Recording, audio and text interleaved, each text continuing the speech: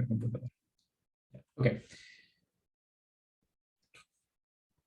Desaparecemos momentáneamente. Bien, la idea de hoy sigue siendo trabajar con regresión. Hoy se supone que en nuestra última clase de regresión y voy a formalizar algunas fórmulas, algunos cálculos y tratar de entender mejor qué significa el modelo en particular. Y siempre partimos, como cuando vamos a aclarar las cosas, partimos con lo único que sabemos que son nuestros datos, ¿no? Nosotros siempre partimos de una tabla de números, donde aquí tenemos la variable x1, nuestra variable x2, hasta la variable p. Esas son nuestras variables que ahora les llamamos variables dependientes o variables, las variables regresoras también en ocasión se le dice.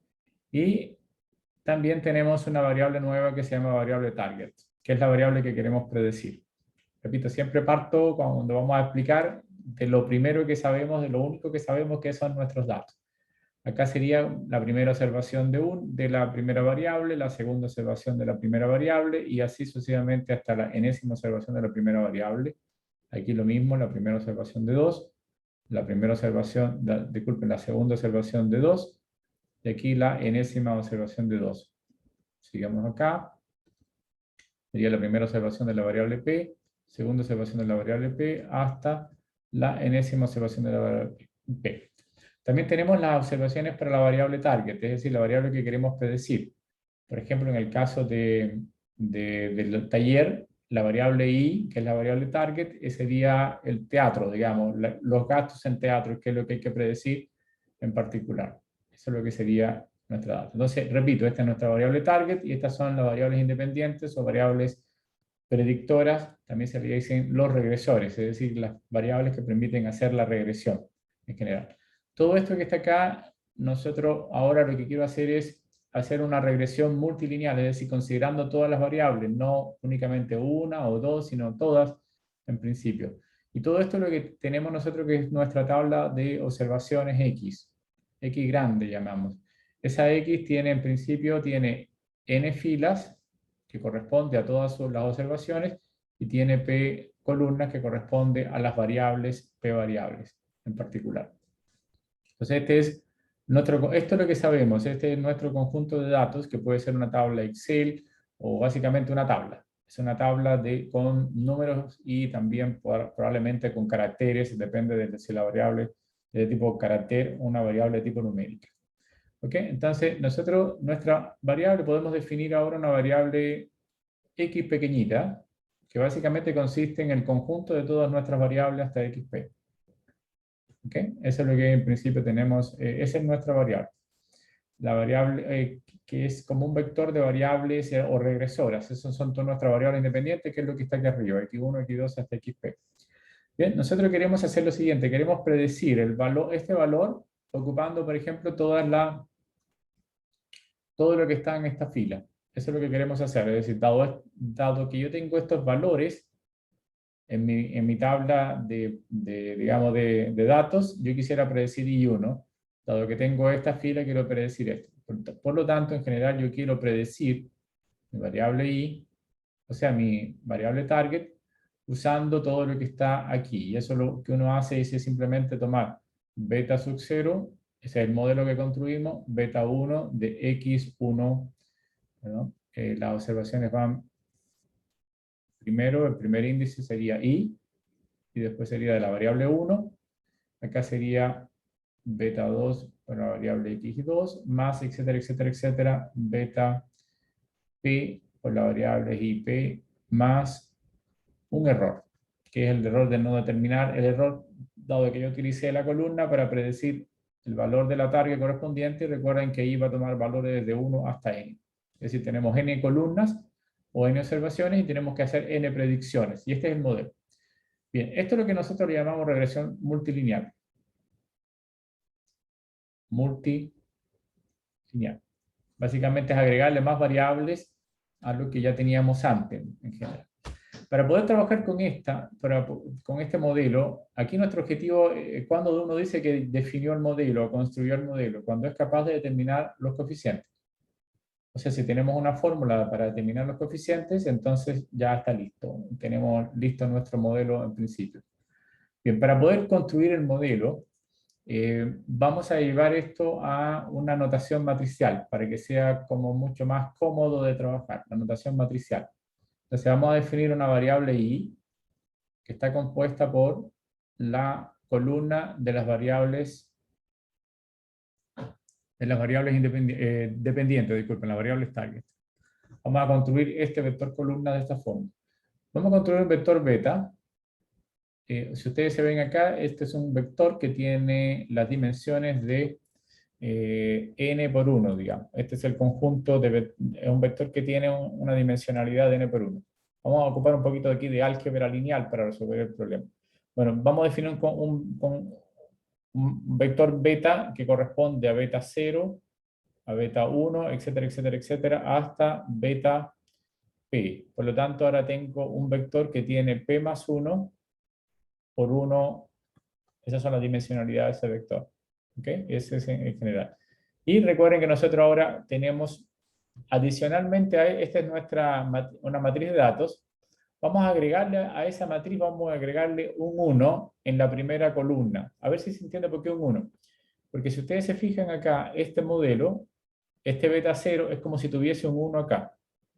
¿Okay? No tiene variable, tiene un valor fijo igual a 1. Entonces lo que vamos a hacer es usar la misma x que está acá, definamos la x que antes era n por p, la definimos ahora como primero un 1, y después le agregamos, o sea, en la primera columna de puros 1 hacia abajo, y aquí le agregamos el resto que sería xn por p. Por lo tanto, eso nos da una matriz de que va a tener ahora p más 1 filas. La primera fila va a ser puros 1. ¿Y eso para qué? Para poder considerar el beta 0 en particular. Entonces, por lo tanto, tengo una matriz de x, una matriz x que tiene n filas por p más 1 columnas. ¿Okay? Para construir un modelo, entonces, para escribir esto en forma vectorial, disculpe, me faltó el error lo voy a definir ahora como E1, E2, etcétera, hasta En. Es decir, un vector de n por 1 también. Teniendo en cuenta estos vectores, yo puedo escribir esta ecuación que está aquí arriba, la puedo escribir en forma matricial de una mejor manera. Puedo decir que E es igual a esta X grande, que tiene n por p más 1, multiplicado por beta, más E. O sea, en lugar de escribir esto para cada I, desde 1 hasta n, lo puedo escribir así. Observen la dimensionalidad. Este vector tiene Sn por 1. Esta matriz está compuesta por n por p más 1. Este vector es p más 1 multiplicado por 1, y este es un vector de n por 1.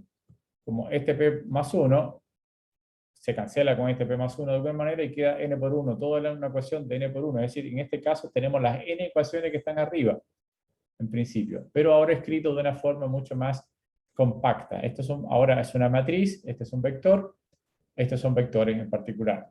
Ya, esos vectores son los que uno puede introducir a R de manera sencilla, y R puede, de hecho, calcula todas las cosas a partir de esta ecuación. No utiliza esta de aquí arriba, que es como más manual. Esta es mucho más compacta. Entonces la idea es cómo a partir de acá puedo calcular esto de acá. Entonces eso es lo que sería. Bien, ¿cómo se resuelve el problema en particular? Primero, esto que está acá es el valor estimado de la I. O sea, este es el valor que estimamos en nuestro modelo, que no siempre es el correcto, digamos, no es que sea el correcto, sino que es un estimado de la I, no es exactamente el valor de I, eso es lo que estima nuestro modelo, que básicamente es el producto de todas estas cosas que están acá, es lo que estimó nuestra columna. Haber usado la columna es el valor estimado de esto, pero también hay un error, quiere decir que la diferencia que hay entre I y el valor estimado, es decir, si paso esto del lado allá, va a ser nuestro error. Ese es el error que tenemos, y esto es la forma vectorial de escribir el error. ¿Bien?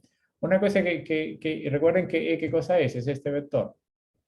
Entonces nosotros si tomamos E transpuesta, multiplicamos por E, vectorialmente eso significa E1, E2, perdón, no tiene ninguna coma porque es una matriz, esta es esa matriz que está transpuesta acá, sería E1 hasta En multiplicado por E1, etcétera, hasta En. Entonces, repito, esto es una matriz que tendría 1 por n porque está transpuesta y esto es una matriz de n por 1. Por lo tanto, el resultado de este producto tiene que ser un número, porque da 1 por 1. Entonces, ¿qué número sería? Este lo multiplico con este, me quedaría e1 al cuadrado más e2 al cuadrado más, etcétera, en al cuadrado. Si tienen alguna duda en algunas cosas, porque ahora las fórmulas se van a ir complicando un poquitito, y a ver cuál es el objeto de hoy. Básicamente definir todas las fórmulas y después ir a R para ver cómo R lo resuelve en particular. Y tratar de entender mejor cuál es el funcionamiento de una regresión multilineal y qué es lo que se calcula en particular. Entonces, por lo tanto, lo que estoy tratando de escribir acá es que el error se puede escribir como en forma vectorial o la suma de los cuadrados de los errores. Es decir, esto básicamente consiste en desde i igual a 1 hasta n de los ei al cuadrado. Y estos son los errores al cuadrado. ¿Qué es lo que queremos hacer acá? Minimizar estos errores al cuadrado. Básicamente lo que quiero hacer es voy a minimizar o voy a encontrar el vector beta tal que se minimice el producto de E transpuesta por E. O escrito de otra manera, es el mínimo con respecto a beta de ¿qué cosa? De la resta de este menos este, es decir, de la resta de I menos X beta transpuesta multiplicado por I menos X beta. Es decir, yo necesito encontrar el mínimo de este producto punto entre vectores. Y eso es lo que quiero hacer. Entonces, básicamente, este producto lo puedo expresar como una función que va a depender únicamente de beta, que básicamente va a ser igual a I menos X beta transpuesta multiplicado por I menos X beta. Es decir, tengo que encontrar el mínimo de esta función. Como bien ustedes saben, para hallar el mínimo de la función tendría que calcular la derivada ahora de f con respecto a beta, pero ahora teniendo en cuenta que esto es una derivada que abajo es un vector. ¿Qué significa esto en particular? Significa que yo necesito calcular la derivada de f respecto a beta 0, la derivada de f respecto a beta 1, y así sucesivamente la derivada de f respecto a beta p. Eso es lo que significa en forma compacta esta derivada. ¿Bien? Entonces, no hay que hacer cada una de ellas, sino simplemente trabajar como si fuese una derivada común y silvestre, pero teniendo en cuenta que ahora son vectores.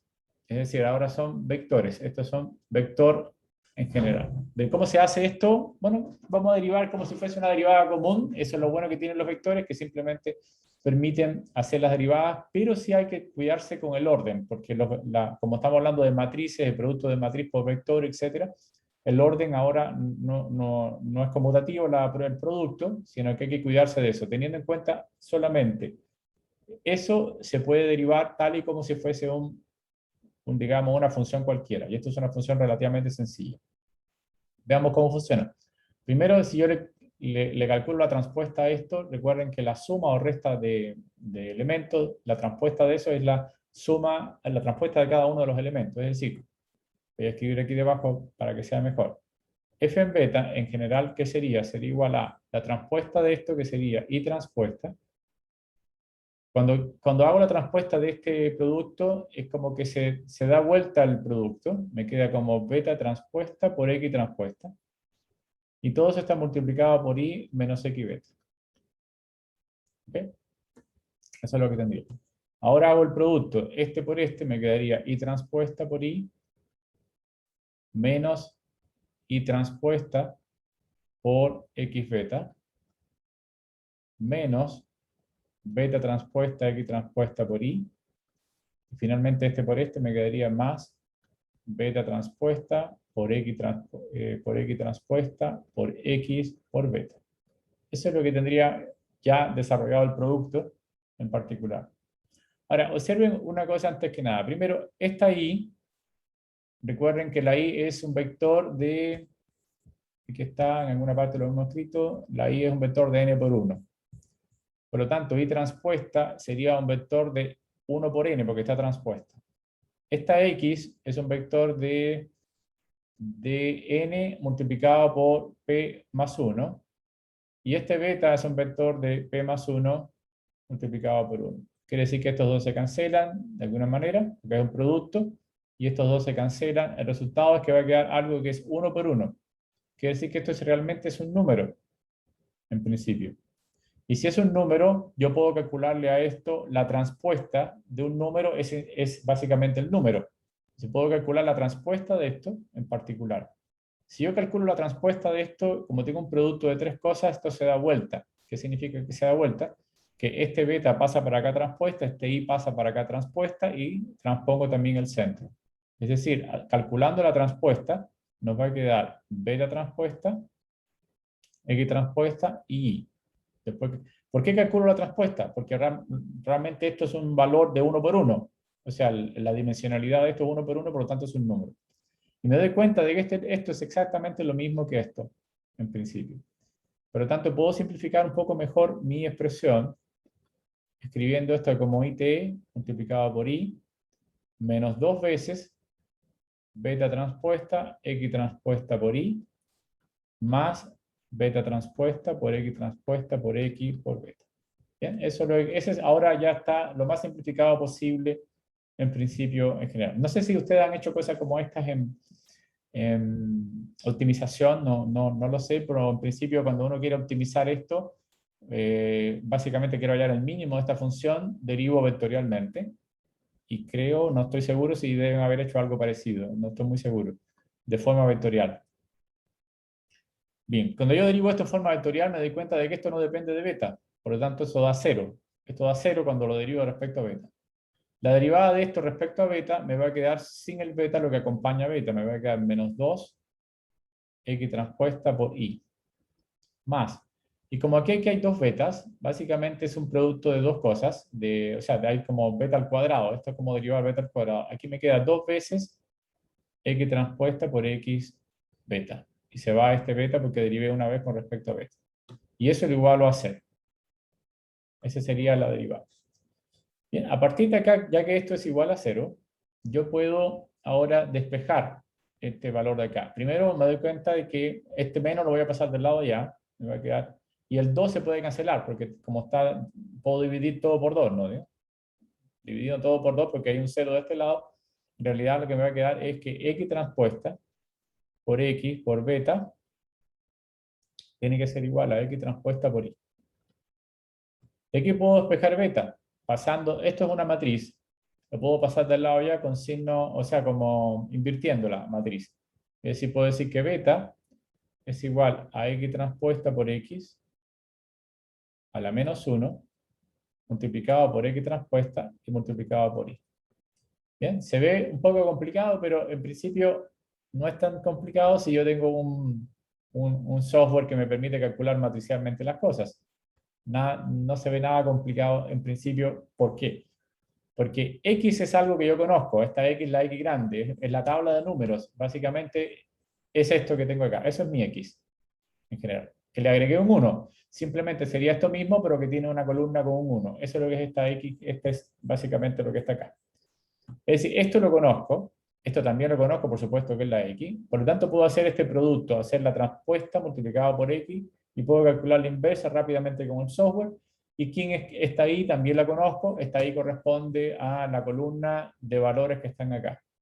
Quiere decir que ahora yo tengo completamente definido mi beta. El beta está completamente definido a partir de este valor. Y esta es la solución entonces que se le llama solución OLS, es decir, Ordinary Least Square o mínimos cuadrados. Entonces esta es la solución encontrada para hallar los beta. Uno podría en principio utilizar otra metodología. En vez de usar mínimos cuadrados, podríamos haber inventado otro sistema para hallar beta, pero este beta tiene una serie de características que son muy buenas para estimar el verdadero valor de beta. En principio este es un beta estimado, no es el beta real del modelo, es un beta estimado por modelo OLS, una de las tantas formas que en principio podríamos encontrar los valores de beta. Bien, entonces si, por ejemplo, recuerden que nuestro modelo inicial era este, y es igual a esta cosa grande de x multiplicado por beta más el error. Si yo reemplazo este beta aquí, ¿okay? Básicamente, recuerden que esto es que el valor estimado, esto es lo que sería el valor estimado. O en otras palabras, este valor estimado es lo mismo que x por beta. ¿Okay? Pero, como beta ya sabemos cuánto es, podríamos calcular entonces el valor estimado rápidamente. Podríamos reemplazar todo esto acá. Sería como x transpuesta multiplicado por x a la menos 1. Recuerden que ahora hay un x, me perdí que hay un x delante, que es este, multiplicado por esto, multiplicado por x transpuesta y multiplicado por y. ¿Bien? Entonces, todo esto que está acá es como algo que yo conozco, porque conozco todos los valores de las x. Entonces, ese algo se le pone un valor de p que se llama proyector. Eso es lo que se llama proyector. ¿Por qué se llama proyector? Porque para hallar en mi estimado lo que hago es proyectar el valor de la y. Este valor de y es el valor que yo conozco de mi tabla. Entonces me puedo fabricar un proyector que está compuesto por todos estos elementos, pero en realidad lo único que estoy usando acá son todos mis datos. Entonces, usando mis datos, yo se lo aplico a mi valor, a mi variable target, y el resultado va a ser mi estimado. Se le llama proyector por una idea más o menos intuitiva geométrica, ¿no? Supongamos que este sería como un vector, esto es una idea intuitiva, no significa que sea así, digamos. Este es un vector que yo quiero estimar, que está compuesto por las y. Y yo tengo un plano, va a verlo aquí, donde aquí viven todas mis x. Son mis x1, mi x2, mi x3, etcétera, etcétera. Esto es lo que yo conozco, y a partir de esto que yo conozco, yo quisiera estimar este valor de y. Como este y puede estar fuera de la dimensión de lo que conozco, es decir, si mis variables no son suficientemente grandes, o sea, el conjunto de variables no es suficientemente completo, puede ser que haya una variable que se me haya escapado, que no puedo predecir algo en particular, pero lo que estoy tratando de hacer es, tomando lo que yo conozco, que es esto, ese es mi valor, tratar de estimar el valor de y. Bueno, lo que hago es como una especie de proyectar hacia abajo. Proyecto hacia abajo. Y este es el valor estimado de la y. Ese es el valor que yo estimo. Y lo que usé fue el proyector. Básicamente este valor de acá es el proyector multiplicado por y. Entonces estoy proyectando en el espacio de conocimiento que tengo el valor que yo quisiera estimar. Por supuesto que aquí hay esta diferencia que es acá, es el error. ¿Y el error quién sería? Recuerden que el error es i menos i, por lo tanto sería algo así como i menos el proyector de i, o en otras palabras sería el i1 menos p por el proyector de i. Entonces este error básicamente es 1 menos el proyector multiplicado por i. Bien, y la idea fundamental entonces es tratar de que este error sea el mínimo posible. Es decir, que este error sea lo más pequeñito posible, porque en este caso esta flechita descansaría completamente en el plano de conocimiento que tengo. Este plano, estoy hablando un poco abstracto, pero este plano es todo lo que yo conozco, es decir, donde están mis variables x que yo tengo disponible. Y este es, en realidad yo no conozco el valor de la y, o no puedo predecir el valor de la y, solamente puedo estimarlo. O sea, el valor de la y sí lo conozco, digamos, del experimento, pero si yo quisiera predecir nuevos valores de la y, entonces me doy cuenta de que esa y no está viviendo en el plano completo, sino que hay un pequeño error que siempre está presente. Eso es lo que tengo. Entonces, resumiendo, nuestras fórmulas son las siguientes, ¿no? Este es el valor de beta y este es el valor estimado de la y. Es decir, resumiendo, beta, ¿quién es? Es este valor que está aquí arriba, que sería x transpuesta por x a la menos 1 multiplicado por x transpuesta multiplicado por y. Esa es la fórmula para hallar los beta. Adicionalmente tenemos que y va a ser igual a el proyector multiplicado por y. Y el error se puede calcular como 1 menos p multiplicado por y. Entonces estas serían las fórmulas obtenidas a partir de ordinary least square o de mínimos cuadrados. Es decir, esto es lo que le llamamos mínimos cuadrados. Mínimos cuadrados. ¿Ok? Mínimos cuadrados. Bien, una cosa más antes de pasar a R para calcular esto directamente, digamos, a partir de nuestra data, usando un ejemplo concreto, es lo siguiente. Primero hay algo, no sé si alguien recordará alguna de las propiedades que vimos de la covarianza.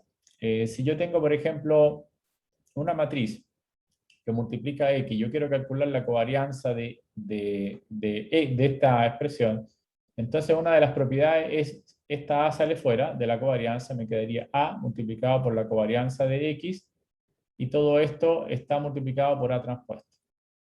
Eso es lo que sería en principio. Entonces esta es una propiedad de la covarianza. ¿Okay? Propiedad de la covarianza. Imagínense que yo quisiera calcular más que la covarianza, también es lo mismo la propiedad de la varianza también, ¿ah? Es decir, covarianza o varianza, perdón. Vamos a escribir varianza para que se entienda mejor. La varianza. ¿Qué es la propiedad de la varianza? Perdón un segundito, voy a borrar acá. Es la propiedad de la varianza. Varianza de X. Es decir, yo puedo sacar el vector fuera de la varianza de esta manera. Imagínense que yo quiera calcular la varianza de mi vector beta. La varianza de beta. ¿Qué significa la varianza de beta? Simplemente es la variabilidad en la estimación de beta. Puede ser que mi beta no lo estimé correctamente y que haya varianza o variabilidad en beta. Yo desconozco ahora la fórmula para hallar beta, por lo tanto puedo reemplazar todo esto aquí adentro. Es decir, me va a quedar la varianza de X transpuesta por X a la menos 1 multiplicado por X transpuesta multiplicado por Y. Eso es lo que en principio tendría que hacer. Bien, todo esto es algo fijo, es nuestros datos.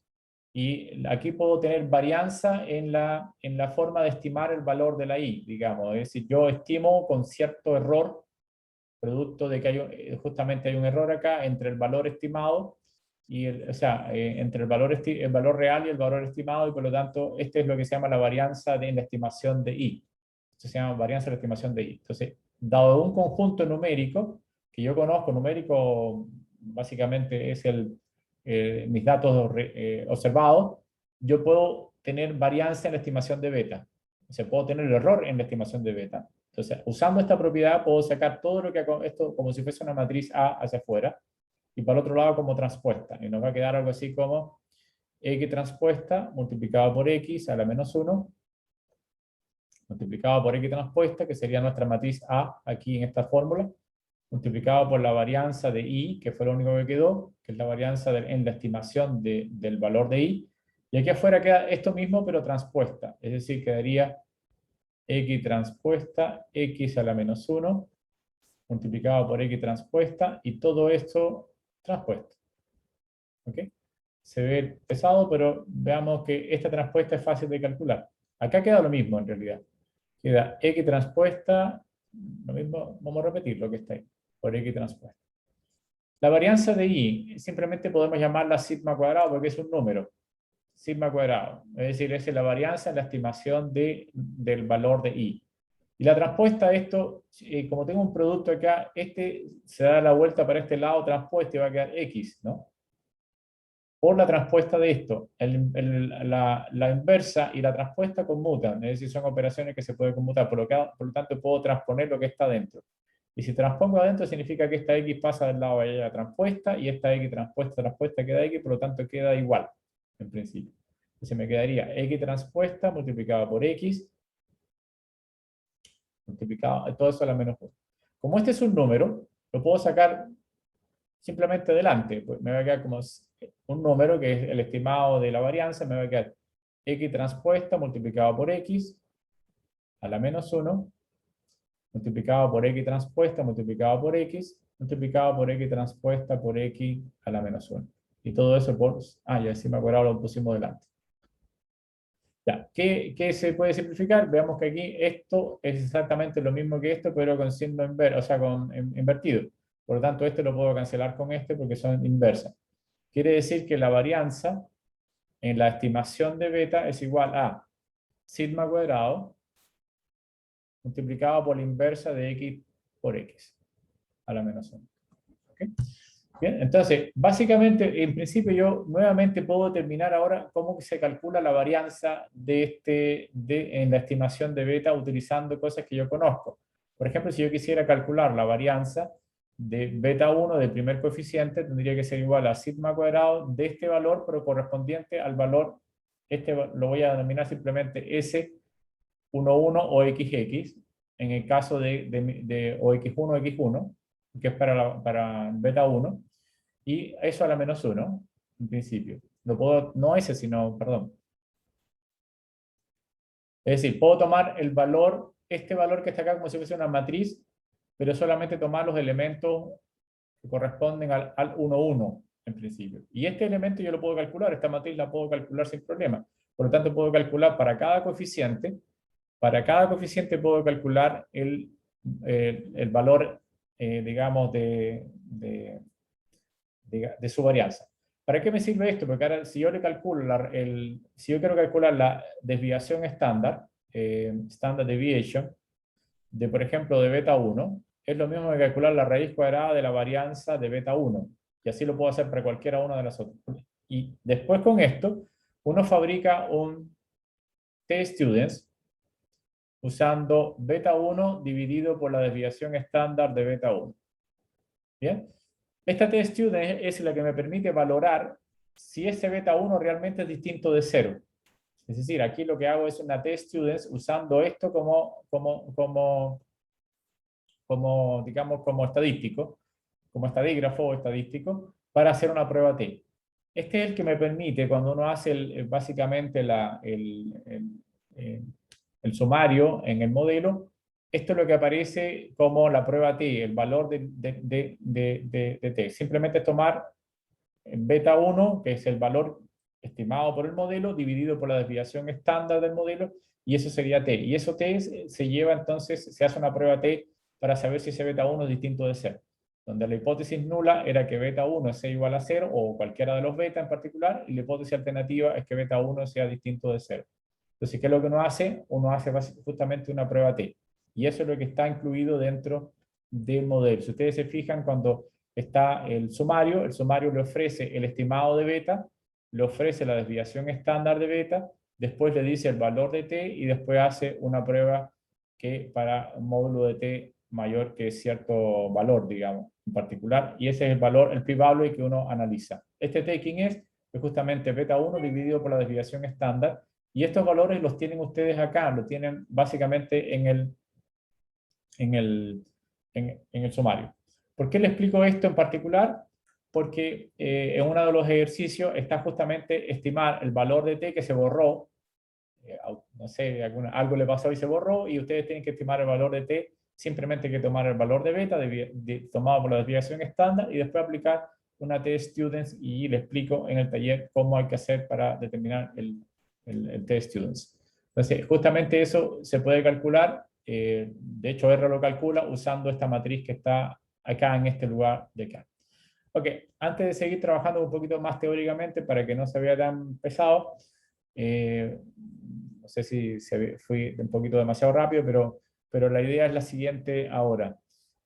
Vayamos a Canvas. Bueno, este es el taller que tenía. ¿Dónde hay que aplicar eso que acabo de decir? Observen que una de las preguntas, que es la pregunta 13, está desaparecido estos valores que están acá. Entonces, cuando ustedes hacen, por ejemplo, el valor estimado acá, aquí este es el valor estimado, ese es el valor de beta.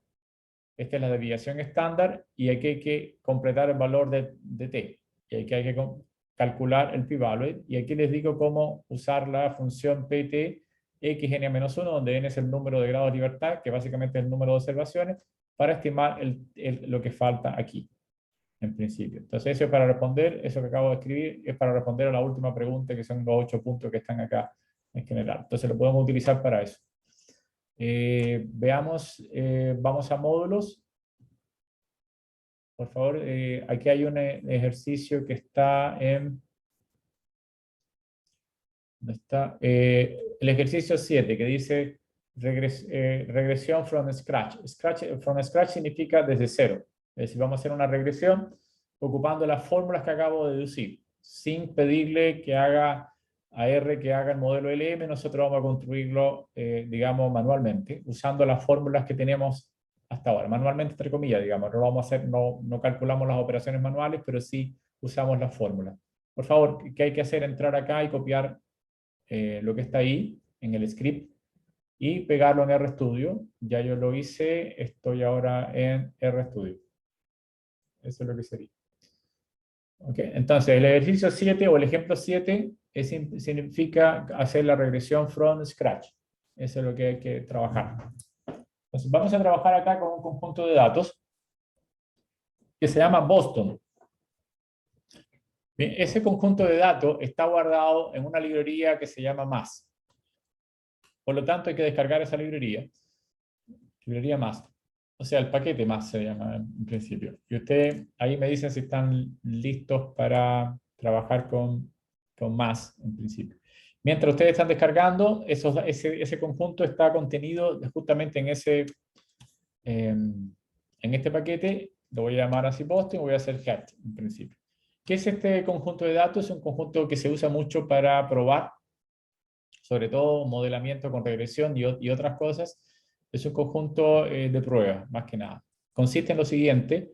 Si usted además si usted escriben help de Boston, aquí se les va a explicar, aquí se explica en qué consiste cada una de las variables.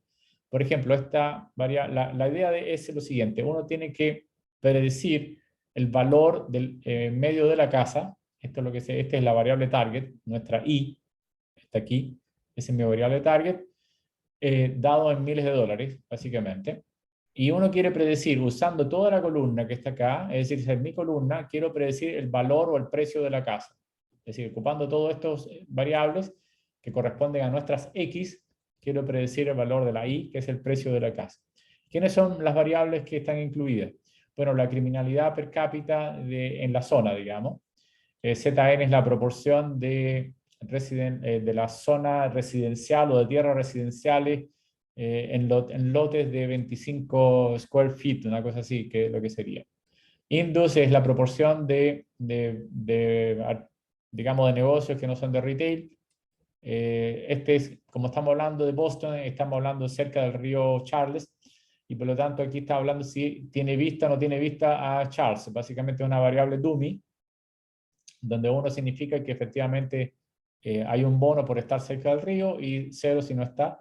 Y hay además otros problemas como si hay nitrógeno o concentración de óxido nitroso en el lugar, por la zona, por el trabajo que se hace en la zona, el número promedio de habitaciones digamos, por pieza o de habitaciones por casa, la edad, en este caso es o la edad de la casa o la edad de las personas que están ocupando la casa, etcétera, etcétera. O sea, hay una serie de valores. Black es, bueno, los yankees le ponen a todo, lo calculan y por lo tanto escriben el porcentaje de población negra de la zona, digamos.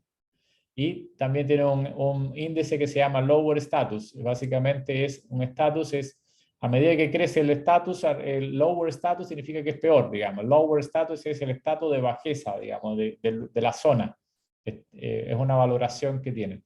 Y esto es el valor medio de la casa por cada $1000 habitualmente. Entonces, el objeto de este conjunto de datos es, dado que yo tengo este conjunto de valores para las X, predecir el valor de la Y. Y eso es lo que vamos a trabajar. Una cosa importante es que aquí tenemos que definir quién es esta X, definir para nosotros quién es la X grande o X mayúscula, que es todo lo que está acá, que es lo que vamos a calcular ahora, y definir quién es Y. Bueno, definimos Y lo siguiente, simplemente separamos esta última variable, la guardamos en Y. Esa es mi variable I para construir el modelo.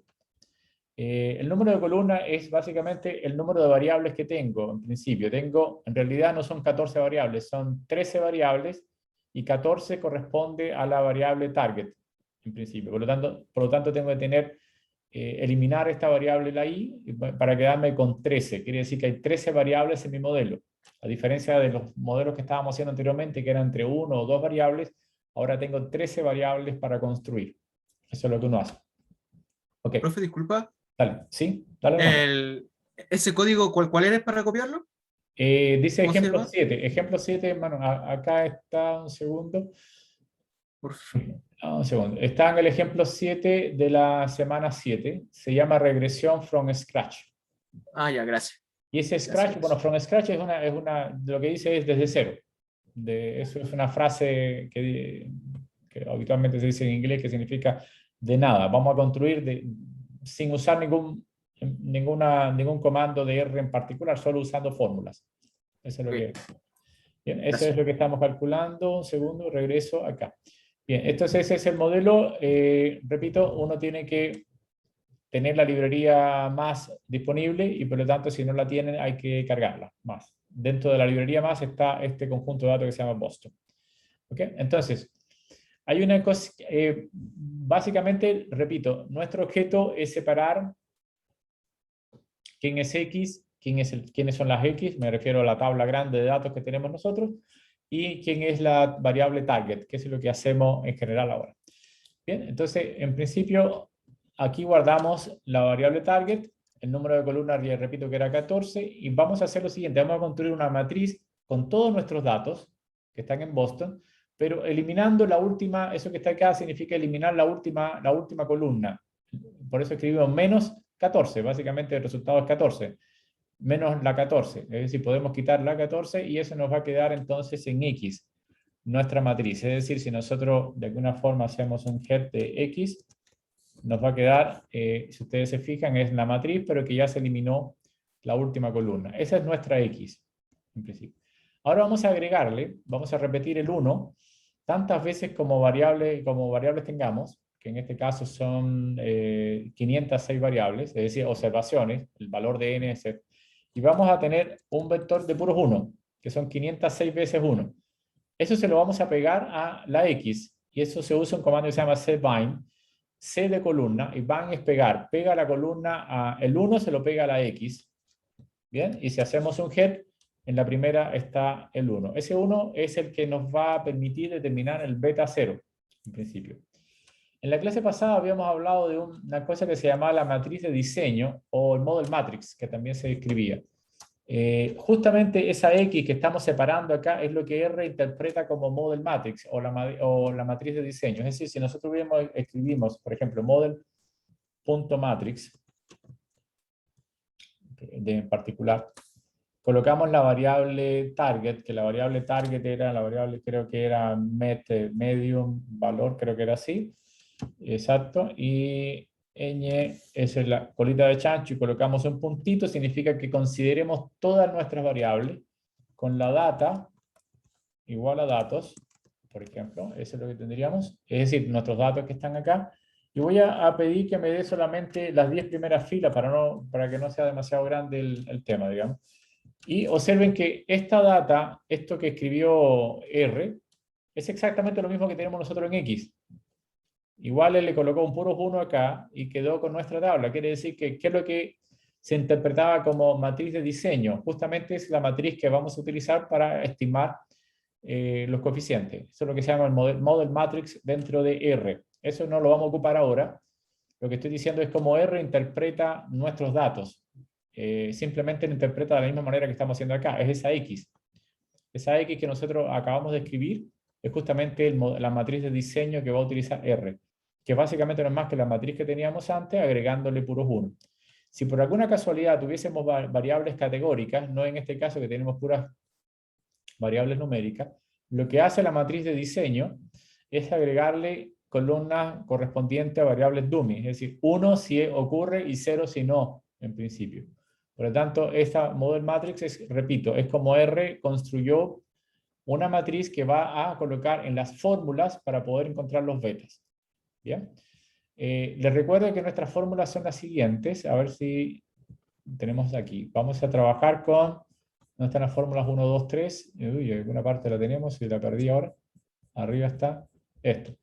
Primero que vamos a hacer es ocupar esta fórmula que está acá, para hallar los betas. Después voy a ocupar los valores estimados y después voy a calcular los errores, usando estas 1, 2, 3 fórmulas que teníamos disponibles acá.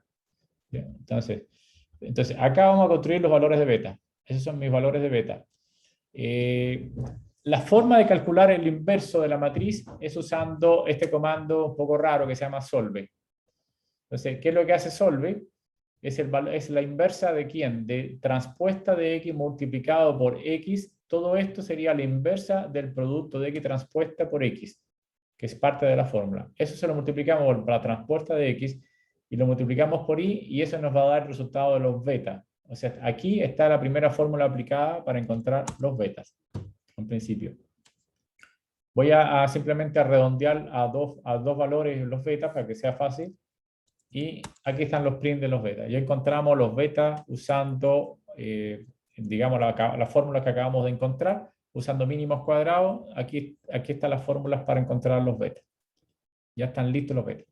Para comparar si efectivamente lo hicimos bien, si efectivamente calculamos correctamente usando la fórmula, vamos a trabajar con el modelo lineal, el lineal model, modelo que utiliza R. Bueno, esto es lo como haríamos nosotros usando R sin haber ocupado la fórmula. Simplemente ocupamos el modelo lineal utilizando la variable target. Aquí la colita de chancho implica la fórmula y este puntito es para una forma compacta de incluir todas nuestras variables. Cuando colocamos un puntito significa utiliza todas nuestras variables en vez de estar escribiendo una detrás de la otra. Con un puntito me basta. Y los datos son Boston. Bien, haciendo esto y calculando entonces los coeficientes, vamos a redondear los coeficientes, el m de los coeficientes que nos arroja el modelo con 2 dígitos también, para comparar, hacemos un dato y veamos la comparación. Entonces estos son los resultados nuestros y estos son los resultados que nos da R. Bueno, ustedes verán que son exactamente los mismos, quiere decir que R utiliza la misma matriz que acabamos de calcular nosotros aquí arriba, utiliza para calcular su modelo LM. Es exactamente el mismo tema. ¿Okay? Bien, vamos entonces a estimar los valores, a hacer el estimado de las I. Para hacer el estimado de las I vamos a definir una matriz diagonal de puros 1, es decir, este es lo que se llama la matriz de identidad. Voy a ocupar ahora, perdón, voy un segundito a las fórmulas. Voy a ocupar mi segunda fórmula, que es esta, para hallar los valores estimados de las I, para predecir mis valores I. Recuerden que esta P yo sé calcularla, y esta P es un poco rara, por todo esto que está acá, yo puedo calcularlo quién es P. Eso es lo que voy a calcular. Nuevamente estoy ocupando la matriz X que ya yo tengo bien definida. Entonces, se ve como largo, pero en realidad es todo muy sencillo si tengo las formulitas listas. La idea es la siguiente. P es todo esto, y el residuo simplemente es la matriz de identidad menos P aplicado sobre X, esos son los residuos. Entonces voy a calcular, este es el valor de P, y este van a ser mis residuos. Perdón, E no lo había calculado, ahora sí. Y aquí tengo boxplot para ver si efectivamente es un boxplot, que es simplemente para los residuos, es decir, se supone que estos residuos son aleatorios, y esto tiene que tener una estructura aproximada con media 0, como está acá, o en este caso es mediana, pero la media tiene que ser 0 o cerca de la mediana, y más o menos hay una serie de desviaciones acá con datos atípicos para una distribución normal. Por eso se debe a que efectivamente mi modelo funciona, pero no es sumamente bueno. Siempre vamos a tener algún problemita calculando acá. Bien, otra de las fórmulas para calcular lo que se llama el residual sum square es utilizando un producto de cross plot. ¿Qué cosa es el cross plot? Es el residuo multiplicado, la transpuesta del residuo multiplicado por el residuo. Es E transpuesta multiplicado por E. Si lo divido por n-1, estoy calculando lo que se llama la varianza o los errores, básicamente. Esto es lo que aparece, lo que uno calcula, el RSS es lo que calcula R, y si yo quiero calcular el coeficiente de determinación, simplemente voy a tomar 1 RSS partido por la varianza, y este sería mi 0,74. Quiere decir que el coeficiente de R cuadrado va a ser 0,74, y aquí lo calculamos a mano. Literalmente lo calculamos a mano, en principio. Calculando los residuos que teníamos arriba, podemos calcular el RS a mano. Si nosotros ahora hacemos un sumario, el sumario nos ofrece todo de una sola vez, en principio. No tendríamos que hacer todo el cálculo de las fórmulas de arriba. Entonces vemos básicamente que si ustedes se fijan, el R cuadrado es 0,74, como habíamos calculado nosotros arriba, que nos daba 0,74. A mano lo calculamos. Y quiere decir que es un modelo, ¿qué creen ustedes? ¿Un modelo razonable o un modelo que sirve para predecir o no tanto? De acuerdo al resultado que nos da R con este residuo, con el R square. ¿Qué creen ustedes? ¿Funciona o no funciona este modelo? ¿Sí? ¿Qué creen ustedes? Calculamos el modelo LM acá usando justamente el comando LM. Y acá, este es el comando LM. Perdón, no era este sumario acá. Usamos el comando LM. Bien, ese comando que está acá, ahora le pedimos el sumario y nos da un sumario como este. Aquí están los estimados de los beta. Nosotros lo calculamos a mano y aquí este es el valor que nos da el valor real, en principio. Aquí está la desviación estándar. Aquí está el valor de t. ¿Cómo se calcula el valor de t? Usando el valor estimado dividido por la desviación estándar, es el valor de t, y eso lo introducimos después en una t-students. Esto nos dice ahora que el coeficiente está bien estimado, es decir, la varianza es pequeña, y por lo tanto puedo decir que ese beta, como está bien estimado, es completamente distinto de cero. Este es el beta 0. Lo mismo para beta 1, beta 2, o sea, el resto de la masa en general. Pero me fijo acá que el R cuadrado es 0,74. Mi pregunta es si eso puede ser considerado como un buen modelo, en el sentido de que es predictivo o no. ¿Qué creen ustedes? Esa es mi pregunta. ¿Alguna sugerencia? ¿Confío o no confío en el modelo o igual no lo hago? Mi pregunta es, ¿puedo utilizar este modelo para predecir los precios de las casas a partir de estos datos? Están callados ahí, nadie me responde. Por último, por chat puede ser. ¿Sí o no? ¿Funciona o no funciona? ¿No están seguros? Ok. Bien. Una de las cosas que uno tiene que, si creo que sí, no salió muy seguro, evidentemente, ¿no? Ok. ¿Qué significa el R-square? Como habíamos dicho en la clase pasada, significa que nuestro modelo explica el 74% de la varianza de mis datos. Es decir, ¿qué cosa es el R-square? Básicamente es la varianza explicada por los datos que tenemos. Mientras más cerca de 1 es mejor, es decir, mi modelo es predictivo.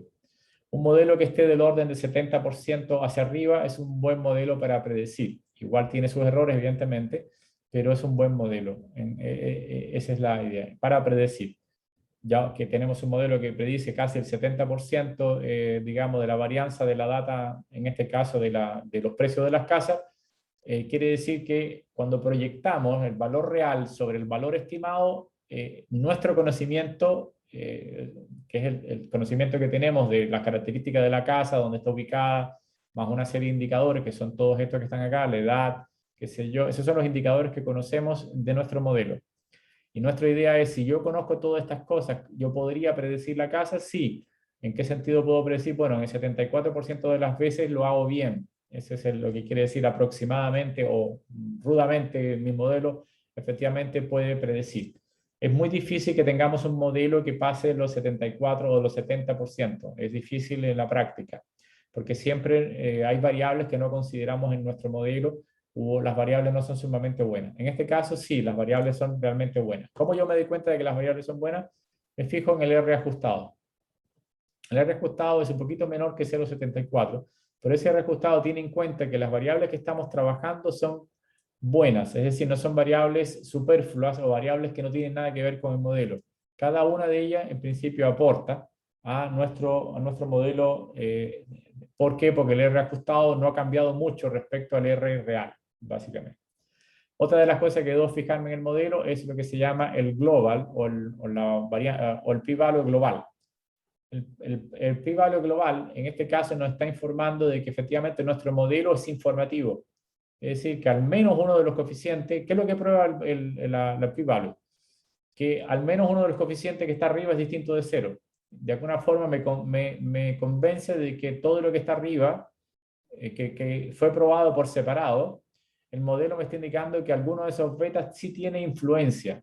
La hipótesis nula aquí es que todos los betas son cero, no hay influencia ninguna. Y este global me está indicando que sí, que los betas son distintos, al menos uno distinto de cero. Eso es lo que está diciendo, ese es el global. Quiere decir que tu modelo sí aporta información a la predicción de los precios de la casa. Y aporta buena información, en principio, del orden del 74%. Eso es lo que uno, en principio, puede hacer. Otra de las cosas que puedo probar para ver si el modelo es bueno, acá, es simplemente hacerlo el plot de los modelos. Es decir, uno hace un plot acá, el plot de, en este caso se llama lm.mod, ese es el nombre del modelo, y uno escribe which, dame el primero de todos. Y eso es lo que uno hace. Ok, ¿qué es esto que está acá, esta cosa rara? Eso es lo que y yo le explicaba en la clase pasada, que se llama la homoscedasticity. ¿Qué es la homoscedasticity? Es cuando el residuo que va quedando no contiene ninguna información adicional, es decir, los errores están alrededor del cero, básicamente. Es decir, esta línea roja que nos indica que hay una especie de deformación, significa que el modelo no es completamente, no tiene la homocedasticidad completa, pero no hay como un patrón muy formado. Básicamente en el medio hay donde hay una baja un poquito y en los extremos un poco más confuso, y aquí arriba hay ciertas observaciones que salen fuera, que son como atípicas, básicamente, que sería la observación 369, 373, 372, son observaciones de las casas que salen fuera del valor. Si uno quisiera mejorar el modelo, bueno, simplemente excluyo estos valores atípicos y mi modelo queda un poquito mejor, en principio. Repito, ¿qué significa la homoscedasticity? Que los residuos no contengan información, es decir, que no dependan del valor fiteado, del valor fitted value es el valor estimado, no dependen del valor estimado. O sea, no es algo que para ciertos valores estimados tiene un valor y para otro valor tiene otro. Significa simplemente que es constante o aproximadamente constante el residuo. En este caso no es 100% acá, pero bueno, uno puede, digamos, decir que, bueno, no hay como una estructura muy compleja en los residuos versus fiteado. Quiere decir que efectivamente hay algo que le falta al modelo, pero el modelo sigue siendo predictivo racionalmente.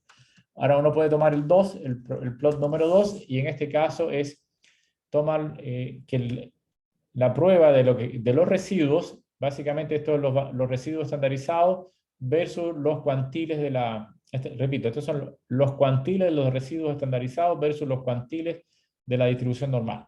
Para que el modelo sea completamente bueno, estas líneas tienen que tomar, estos puntos deben estar sobre la línea de 45 grados. Lo que vemos acá es que para un gran conjunto de casas esto funciona bien, pero nuevamente hay un conjunto de, digamos, observaciones que corresponden a ciertas casas, a ciertos valores que no se cumple, algo pasa con esas casas, digamos, que son valores atípicos, en principio, y eso es lo que hace desviar el modelo, en principio, hace que mi modelo sea menos predictivo porque hay un conjunto de variables que no encaja dentro de mi predicción, que son este conjunto de observaciones no encaja. ¿Bien? Entonces, básicamente eso es lo que te permite demostrar que tu modelo es realmente más o menos bueno, pero con cuidado. Es decir, igual tiene algunas observaciones que están fuera del rango o atípicos. ¿Ok? Bien, una vez que ya mi modelo está listo, yo lo que quería era comparar en este ejercicio, lo que quería comparar es mi fórmula, las fórmulas que acabamos de obtener, con los valores que da R. Y a partir de ahora casi no vamos a utilizar la fórmula, simplemente ya que por primera vez ya coincidimos que nuestras fórmulas son correctas, ahora vamos a ocupar los modelos LM. Cosa que hay que saberse de acá, repito, es cómo construyo un modelo con todas las variables. Segundo, cómo interpreto, qué es lo que hemos estado haciendo durante todos estos días, o digamos las clases anteriores, cómo interpreto estos valores. Mirando acá, nuevamente digamos, el sumario, mi pregunta es si, por ejemplo, la variable age, que está acá, es una variable que aporta o no aporta al modelo. ¿Qué creen ustedes? Conocer el modelo age, en principio, conocerlo, la edad de las personas que viven en estas casas, ¿es importante para predecir el precio de la casa o no? ¿Qué creen ustedes mirando el modelo? No. No, No, no. muy bien. Exactamente. ¿Y eso se fijaron ustedes por qué? ¿Cuál es la razón? ¿Por qué no contribuye? El valor P es muy grande. Exactamente, eso exactamente. De alguna forma, si ustedes se fijan, es muy útil el sumario porque te pone unos asteriscos. Entonces, ¿qué variables no aportan? Bueno, las que no tienen asterisco son variables donde en principio ni la age ni la indus, cualquiera sea los indus, no sé lo que significa indus, pero podríamos revisar lo que es, pero en principio son variables que no son, podría excluirla de mi modelo y no afectan nada a mi modelo en general. Es decir, son variables que una de dos ya están contenidas en el resto de las más variables, porque puede ser que haya una correlación entre esas variables y ya las otras absorban el efecto de ellas, o dos simplemente son variables espurias, es decir, no aportaron nada más al modelo. Entonces, cuando uno pregunta, bueno, ¿qué valores no aportan? De hecho, eso le pregunto en una de las preguntas del taller, que qué variables no aportan digamos, al modelo. Justamente esa es la forma de fijarse, de calcular el tiempo. Ok, ¿alguna duda respecto a lo que vimos? Es decir, me refiero de que si yo les entrego un conjunto de datos, ¿ustedes pueden hacer una regresión multilineal y interpretar correctamente? ¿Sí o no? que básicamente todo el taller. El taller número 3 es casi todo, consiste en esto, básicamente. ¿Se entiende? ¿Se entendió cómo funciona cómo funciona todo? Y una de las cosas cuando también le pregunto a ustedes si están convencidos de que su modelo es bueno o no, hay que fijarse en una serie de cosas. ¿También se entendió cuál es la serie de cosas donde hay que fijarse? Cuando sería conveniente, por último, que saber un feedback de ustedes si efectivamente se entendió o no, porque ahora vamos a pasar a otro tema completamente distinto y voy a dejar la regresión de lado por el momento, digamos. Sí, por mi parte sí se entendió, pero hay que digerirlo Digerir. para el taller. Claro. No, sí, entiendo perfectamente. Bueno, ahora cuando vayan a hacer el taller se van a dar cuenta de cómo aplicar estas cositas, porque en principio tengo que hacer el modelo, tengo que hacer las predicciones y es importante. Una cosa antes de terminar con la regresión es que, ¿para qué sirve una regresión en principio? Sirve para predecir algo. Nuestros modelos tienen cierto valor predictivo. Entonces, ¿cómo uno construye una predicción? Por ejemplo, en este caso, yo quise introducir nuevos datos. La data que uno quiere usar para predecir tiene que tener la misma estructura que tenía los datos que usé para construir el modelo de regresión. ¿Cuál es la estructura que tenía? Si ustedes se fijan, si yo coloco head de mis datos, esta es la estructura, este es mis datos iniciales. Esta es mi variable y target que yo quiero predecir y todo, repito, todo lo que está acá está en este orden. Es decir, para yo poder predecir una casa tengo que entrar, darle información, toda esta información. Tengo que darle el CRIM, el ZN, el INDUS, el CHAC, qué sé yo, darla en principio. Y le puedo pasar esto a mi modelo y el modelo me puede predecir. Entonces eso fue lo que hice acá. Que si yo tomo, por ejemplo, una criminalidad de 0.0 tanto, el ZN18, etcétera, etcétera, etcétera, y si ustedes se fijan, este modelo que se llama New Data, estos son los datos que tengo, pero por supuesto no tengo el valor de la variable que quiero predecir. Esta es la variable que quiero predecir. No, no lo tengo. Entonces yo, si introduzco todos estos valores, ¿qué es lo que nos predice digamos, el modelo? ¿Cuál sería el precio de la casa que tiene estas características?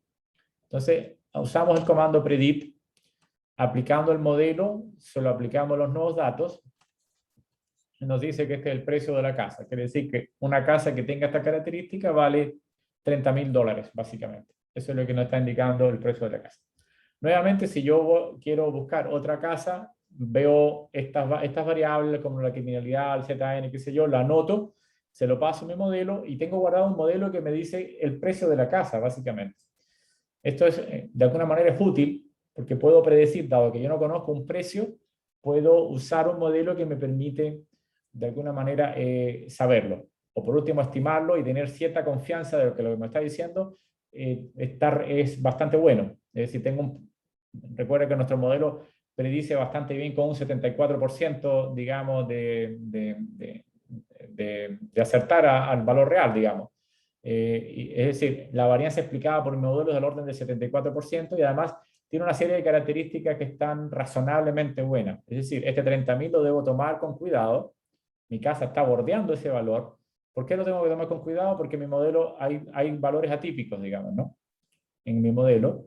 Y no es completamente perfecto en mi modelo, en principio. No te vas a encontrar en la práctica un modelo perfecto, eso no existe. Y ese es lo que pasa con análisis de datos. No es un problema de física. En física sí existe la cosa exacta. Por ejemplo, F es igual a M por A, fuerza igual a masa por aceleración. Eso está basado en datos, pero es una ecuación que es una ley. Cuando uno analiza los datos en análisis de datos o cuando está trabajando con inteligencia de negocio o algo parecido, no va a tener una ley. Lo que va a tener es un estimado, en principio, y con un control de error, digamos. Básicamente eso es lo que va a obtener. Entonces, por eso es importante que este precio de la casa, tomarlo con cuidado. Es decir, es un estimado del valor real de la casa. ¿Que puedo tomar con seguridad? Sí, bastante bien, porque mi modelo no es tan malo. ¿Cuándo no podría tener, si mi R cuadrado es del orden de 0.01, entonces definitivamente no tengo modelo y tendría que adivinar el precio de la casa? Entonces ahora yo tengo un modelo que me permite predecir los precios. Y eso lo puedo aplicar a distintas cosas, digamos. Si yo tengo una empresa que tiene ciertos productos vendidos y quiero saber, quiero hacer un estimado de producción para la próximo, digamos, el próximo año. Entonces puedo utilizar sus valores históricos y hacer una predicción. Y esa predicción la voy a controlar por los errores que tengo, pero sigue siendo un estimado en particular. No sé si y cosas como esa puedo hacer. Entonces repito, tengo un modelo que es el primer modelo de datos que me permite hacer predicciones. ¿Bien? Okay. Bien, entonces con eso terminaríamos lo que es el tema de regresiones. Probablemente vamos a seguir trabajando con regresiones en lo que viene, pero trabajando ya, suponiendo que ya ustedes ya manejan el tema de las regresiones. ¿Ok? Bien, entonces, me quedan unos minutos, en realidad me quedan 10 minutos nada más, para introducir un nuevo tema que tengo que correr un poquito porque como perdimos una clase en el asunto de la semana I, igual necesito hablar un poquito de este tema, aunque lo materialicemos completamente en la próxima clase. Bien, para esto, chicos, vamos a la semana 8. ¿Ok? Y en la semana 8 voy a hacer una presentación que ahora no necesariamente que la carguen, y la voy a mostrar ahora acá, pero voy a entrar en el rango de lo que se llama la regresión logística ahora. Una regresión logística. Eso es lo que voy a hacer ahora. El primer ejercicio que vamos a trabajar se llama ejercicio de clasificación de regresión. No sé si lo vamos a alcanzar. Si quieren poder copiarlo. Este ejercicio en RStudio. Pero voy a hacer la presentación, voy a mostrar la presentación acá yo ahora en este instante. Un segundito. Perdón, voy a cambiar. Y explicarle de qué se trata esto, qué es lo nuevo aquí. Digamos, un segundo. ¿Dónde está la presentación que tengo en la tabla? Pizarra, regresión logística. Aquí, introducción. Bien.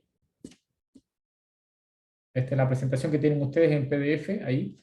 Pero quisiera partir yo explicando, por último, para tener las ideas claras de qué se trata lo que viene ahora. ¿Ok? Bien.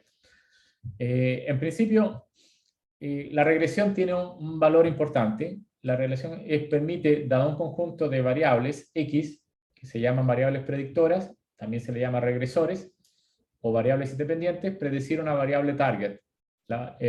Una de las cosas importantes para que funcione la regresión lineal o multilineal es que la variable target tiene que ser continua. Es decir, es una variable continua. Esa es la idea. Por ejemplo, el precio de la casa, o los gastos en teatro que tienen que hacer ustedes, o el tiempo de delivery de la pizza. Entonces, es una variable. A ver, les aclaro un poquito que ahora nosotros vamos a aumentar el conjunto de herramientas que tenemos o de tools para poder usarla con los datos. Aclarando un poquito todo el proceso que hemos hecho, nosotros tenemos una data, la data hay que limpiarla. El 80% de justamente el trabajo de un tipo que trabaja con los datos es limpiando. La data nunca viene bonita, siempre viene sucia, y por lo tanto hay que limpiarla. Entonces, el primer paso es limpiar.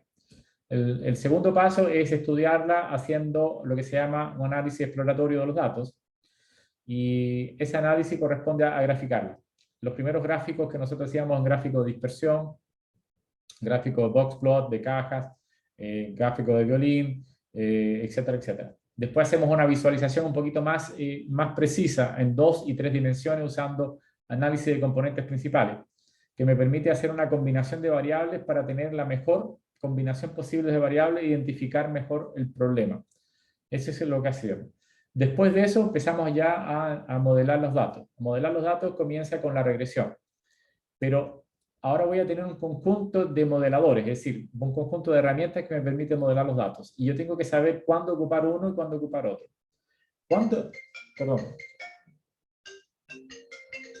¿Cuándo ocupo regresión? Bueno, fijen por favor chicos en la mente, porque repito, después va a haber una cantidad de conjuntos de herramientas y la duda es que yo le voy a decir en la pregunta, necesito tal cosa de la pregunta, y ustedes no lo voy a decir con detalle, utilice regresión 1, calcule el coeficiente, vea los errores, interprete, no, simplemente les voy a pedir abierto, quiero tal cosa. Y ustedes entre el rango que vamos a empezar a estudiar, tienen que elegir cuál. Importante para la regresión es que mi variable target tiene que ser continua. ¿Qué pasa cuando la variable target no es continua? Por ejemplo, tiene valores finitos. Por ejemplo, 1 o 2. Sí y no, por ejemplo. blanco y negro, llueve, no llueve. Es decir, por ejemplo, sea binario, o que tenga un conjunto como rojo, verde, amarillo, qué sé yo, en general. Entonces, cuando mi variable no es continua, entramos en el mundo de lo que se llama la clasificación. Es decir, ya no es predicción, ¿ok? O básicamente es una predicción con variables cualitativas. Cuando las variables son cualitativas y tienen un conjunto finito, mi variable dependiente, es decir, la variable target, puede tomar un conjunto de valores, entonces estamos en la clasificación. La clasificación es un punto muy importante dentro del análisis de los datos porque de alguna manera nos permite tomar decisiones. Una decisión es simplemente una variable target con dos valores binarios, sí o no. No sé, llueve o no llueve, como les decía. ¿Es peligroso o no es peligroso? ¿Hago esto o no lo hago? ¿Le otorgo un crédito a una persona o no se lo otorgo si trabajo en un banco? Es decir, la clasificación es un elemento sumamente importante dentro del análisis de datos. El primer modelo que vamos a trabajar para hacer una clasificación se llama regresión logística, que tiene un nombre de regresión, pero no es una regresión propiamente tal, en general. Yo quería, repito, un poco que se vayan con la idea de qué es lo que vamos a hacer con este tipo de modelo. Es un modelo que me permite tomar decisiones. En el primer modelo es cuando mi variable es binaria. Después vamos a ver otro modelo donde mi variable puede tomar un conjunto de valores. Puede ser rojo, negro, amarillo, que sea entre colores. O un conjunto, o crear una inteligencia artificial, entre comillas, que me permita distinguir frutas. Es decir, yo le paso una fruta, una foto y me dice esto, o perros, gatos y caballos, qué sé yo, que me permita distinguir mediante no sé, una visión o una foto, determinar si es una cosa o la otra. Que puede ser trivial, pero cuando eso lo colocas dentro de un auto, por ejemplo, puedes distinguir, el auto puede manejarse solo y distinguir tomar decisiones, en particular sobre estos modelos. Entonces vamos a trabajar con el primer modelo que se llama regresión logística. Después vamos a trabajar con otro modelo que se llama análisis discriminante lineal, que es el modelo que me permite ver más categorías, no solamente dos, binarios. Entonces el modelo de regresión logística me permite usar una variable de tipo binaria y me permite tomar decisiones entonces. O sea, por lo último, me ayuda a tomar decisiones. ¿Cuándo uno puede tomar este tipo de decisión? Aquí pongo 3 ejemplos que puse en esta presentación que están viendo acá. Básicamente uno de las... puse 3 ejemplos por poner algunos, digamos. No sé, cuando uno llega a urgencia, por ejemplo, hay una persona que te ve los signos vitales, etcétera, etcétera, y hace lo que se llama el triage. El triage es clasificarte en 4 categorías, donde la categoría 1 significa pasa rápido porque estás al borde de la muerte, y la categoría 4 significa te voy a dejar esperando 4 horas porque no estás grave, digamos. Entonces, más o menos ese es el rango, y eso lo hace una persona que tiene que clasificar. Bueno, ahora se están utilizando criterios de inteligencia artificial para clasificar a una persona de acuerdo a sus signos vitales. No quiere decir que esta inteligencia artificial lo resuelva todo, pero sí ayuda a la persona que va a tomar la decisión del triage, que puede ser una decisión de vida o muerte. Te ayuda porque tiene una historia muy grande atrás de pacientes que han tenido los mismos síntomas y te puede ayudar a tomar una buena decisión. Para esto sirve el modelo digamos, estos modelos de clasificación, en particular el análisis discriminante lineal es un buen modelo para hacer este tipo de cosas. Otro tipo de problemas que uno puede ver es, durante el día se generan un montón de transacciones en el banco, y hay algunas que pueden ser atípicas de alguna manera. Entonces eso llama la atención. Entonces tú tengo que clasificar, ¿es esta una transacción atípica o no? Entonces uno puede clasificar entre un caso u otro en el banco, y estos modelos justamente el banco los tiene. No sé si alguien la han tenido la desgracia de llamarlo para decirle que su tarjeta de crédito ha sido usada o ha sido clonada, etcétera, etcétera. Y eso se hace a partir de un modelo predictivo de clasificación que justamente de acuerdo a tu historial digamos, de uso de tu tarjeta, lo que estás haciendo ahora no es correcto, digamos. O sea, hace un tiempo atrás me llamaron que alguien estaba comprando en la República Checa una cosa con mi tarjeta. Fue terrible, pero bueno, me devolvieron la plata, etcétera, pero lo que hay detrás de esto es un modelo predictivo que te dice que yo nunca he comprado en la República Checa, entonces hay un problema real. Y además hay un conjunto de sitios que están registrados, que son sitios que son peligrosos. Bueno, todo esto es una data histórica que mantiene el banco para resolver este tema de las transacciones fraudulentas. Ese es uno de los temas. Otra de las cosas que uno puede trabajar es, por ejemplo, tiene un conjunto de pacientes, hace un estudio de un análisis de los marcadores genéticos y hay ciertos marcadores genéticos que implican enfermedad. Y uno podría decir, esto, ¿qué probabilidad tiene de tener cáncer o no de acuerdo a los marcadores genéticos? Ok, yo creo que ya hice más o menos mi idea. La idea es que la clasificación es muy importante y trabajar esta data también es importante. Nuevamente acá no es un modelo exacto, no es una ley física, no es la ley de gravitación universal, que es una ley. Acá simplemente es una estimación y es una ayuda a la clasificación con un error controlado. Eso es lo que uno hace en datos, análisis de datos o análisis estadístico de los datos. Ok.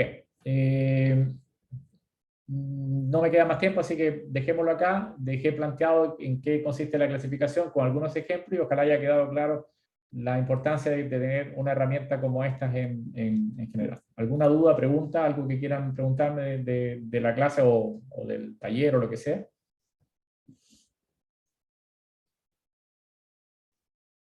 ¿No?